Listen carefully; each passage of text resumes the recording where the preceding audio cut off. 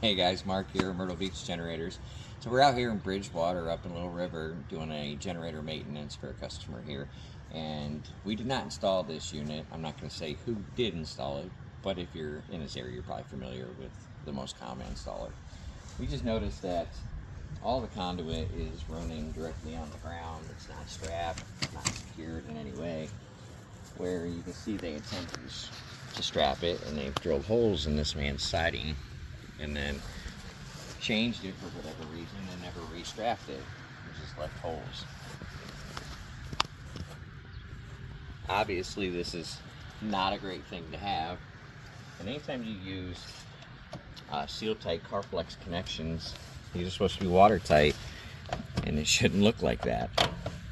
And they also, instead of using the proper fittings, they just jam the Carflex into the conduit.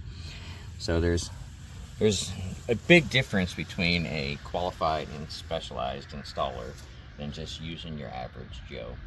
So this gentleman's going to get this fixed later on, and then we'll show you the update on that. Thanks, guys.